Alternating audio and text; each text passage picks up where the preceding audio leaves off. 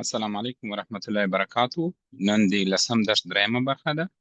عنوان په قرآن کریم کې د غیر حقیقي یعنی مجازي مؤنث اسم لومړی نښه پیژندنه ده. اعوذ بالله من الشیطان الرجیم بسم الله الرحمن الرحیم انا انزلناه قرآنا عربیا لعلکم تعقلون. سورت یوسف 2 نمبر آیت ده. ترجمه یې داسې ده: بېشکه موږ قرآن په عربي ژبه نازل کړ چې تاسو پوه شئ او عقل وکاروئ. نو زموږ او ستاسې هدف څه ده؟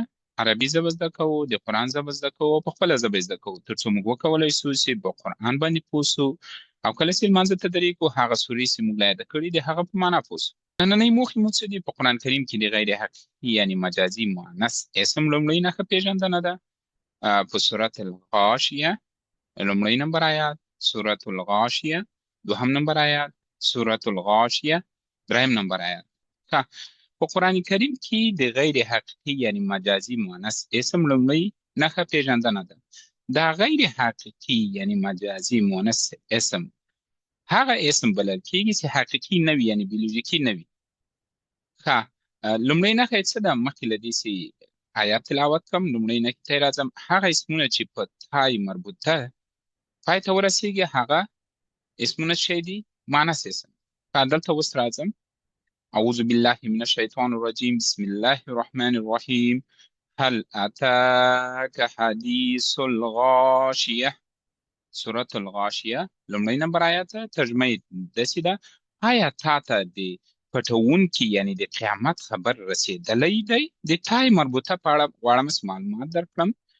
دلته وګورئ، که چیرې تای مربوطه د کلمې په پای کې ولیدله او یا آیات په پای کې ولیدله هغه ها ویل کېږي. لکه دلته سوره، دلته د تای مربوطه غږ څنګه ده؟ ها ده. او دلته راځم ګورئ سورة الغاشیه، دلته شی سو تا مربوطه خپل غږ ورکو. ویني دلته څنګه سو تا مربوطه ته خپل مکمل غږ واخلي چې د دوو کلمو په منځ کې راغی. ولې دلته ګورئ بیا شی سو صفای ته ها غږ لري. دا څنګه ویل کېږي؟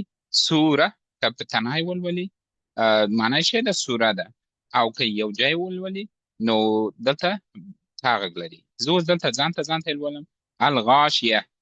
الغاشیه معنی شی ده؟ د پټونکي یعنی د قیامت د ورځې نوم ده.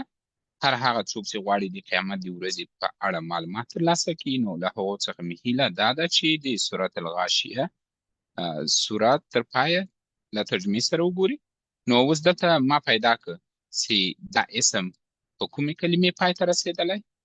دا اسم په تای مربوطه پای ته رسېدلی. که چیرې تاسې څوک پوښتنه وکړي چې دا کوم اسم ده، دا به دلته زه ورته ولیکم چې غیر حقیقي مؤنث اسم ده. دلته دا بل اسم ته راځم الغاشیه په کوم کلمې پای ته رسېدلی؟ په تای مربوطه. دلته پیدا کړه تای مربوطه، دلته به ورته ولیکم چې غیر حقیقي مؤنث اسم ده. ولې که څوک پوښتنه وکړي ته به ورته ووایي چې لومړی نښه هغه اسمونه چې په تای مربوطه پای ته رسېږي. تای مربوطه که غواړئ چې د اسم جنسیت پیدا کړئ، ډېر اسمونه په تای مربوطه پای ته رسېږي، یعنی تر 50% دا لومړۍ نښه کولی شي چې تاسې د یو اسم جنسیت یعنی وپېژنئ له تای مربوطه څخه. أعوذ بالله من الشيطان الرجيم بسم الله الرحمن الرحيم وجوه يومئذ خاشعة. سورة الغاشیه 2 نمبر آیت ده. ترجمه یې داسې ده: ځینې مخونه به په هغه ورځ تړېدلي او ویرېدونکي وي. خاشعه تای مربوطه پای ته رسېږي. دلته ما پیدا کړ نو معنی شی ده تړېدلي او ویرېدونکي. نو زه به دلته څنګه ورته ولیکم چې دا کوم اسم ده؟ دا مذکر ده که مؤنث ده؟ زه به ورته ولیکم چې مؤنث ده. ولې مؤنث ده؟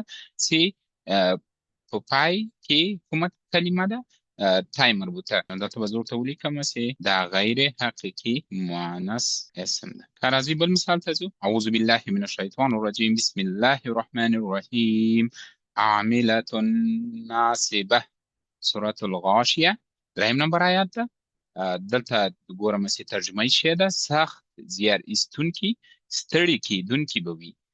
ما وویل چې د غیر حقیقي یعنی مجازي مؤنث لومړۍ نښه څه ده چې په تای مربوطه پای ته رسېږي؟ اول دلته راځم عاملتون. عاملتون څه ده؟ معنی سخت زیار ایستونکي. که په کومې کلمې پای ته رسېدلی؟ په تای مربوطه پای ته رسېدلی. څنګه پیدا کړو؟ دلته وګورئ، دلته به زه ورته ولیکم چې غیر حقیقي مؤنث اسم ده. ولی هغه اسمونه چې په تای مربوطه پای ته رسیږي هغه ته مو چی وایو؟ غیر حقیقي یعنی مجازي مؤنث اسم ده. بل مثال ته راځم، ناصبتون ستړي کیدونکي. دلته اوس راځم ګورم چې دا اسم په کومې کلمې پای ته رسېدلی؟ په تای مربوطه. دلته مې پیدا کړ. نو هر هغه اسم چې په تای مربوطه پای ته رسېدلی موږ هغه ته چی وایو؟ غیر حقیقي مؤنث اسم ده. څنګه مو پیژندل؟ ته به ورته وایې چې لومړۍ نښه یې چی وه؟ هغه اسمونه چې په تای مربوطه پای ته ورسېږي هغه چی ده؟ غیر حقیقي مؤنث اسمونه دي. نو ما ووایي چې اکثریت اسمونه په قرآن کریم کې په تای مربوطه پای ته رسېږي، یعنې تر 85% نو که چیرې تای مربوطه ولیدله نو تاسې کولی شئ چې د هغه جنسیت وپېژنئ، ووایاست چې دا چی ده؟ دا مؤنث اسم. د نننۍ درس لنډیز په قرآن کریم کې د غیر حقیقي یعنی مجازي مؤنث لومړۍ نښه مو پیژندله. سورة الغاشیه کې لومړی نمبر آیات، دوم نمبر آیات، دریم نمبر آیات. دلته وینئ ما دا سورة الغاشیه راخیستې ده. لومړی، دوهم، دریم نمبر آیات ما تاسو ته له مثال سره کار وکړو. نو له ټولو څخه مې هیله ده چې پاتې آیاتونه تاسې وګورئ چې کوم غیر حقیقي یعنی مؤنث اسمونه دي. ماته کولی شئ چې کله مشخص کړ په کومنټ کې ولیکئ چې څو اسمونه تاسې وکولی شئ پیدا کړئ چې دا مؤنث اسمونه دي په سورة الغاشیه کې. یادونې زموږ درس د قرآن کریم آیتونو ګرامري تحلیل ده. وخت به هر ورځ له 5 تر 10 دقیقو پورې وي. منبع به قرآن کریم وي. خپلې ټولې یادونې او پوښتنې په کومنټ کې راته ولیکئ. د نننۍ درس همدلته پای ته ورسېد. تاسو ته ښه وخت غواړم. په دعاو کې مه هېروئ. خدای پامان.